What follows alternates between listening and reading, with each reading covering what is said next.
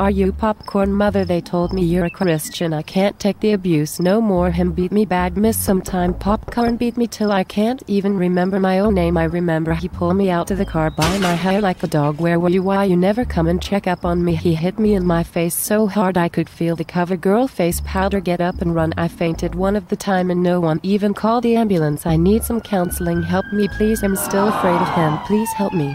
Yes, my dear has head hot. I will pray for him, for you don't know, maybe he can change one day. Forgive him, Jada. You guys was young and having fun. People make mistakes in life, and if you don't forgive people, then God won't forgive you for your sins. Fist thing, you're pretty kind, loving, and caring. Don't listen to what people says about you. I know Popcorn was in love with you, and you was in love with him too. Maybe you guys will never go back together, but no war. Hope you all can be friends. I will pray for you and him. Next thing I heard, you change your name to Good Enough. It sound good. Next time, Jada the Great, put on some long clothes. I don't want to see legs. Show it to my son Popcorn now. God bless you. Later now.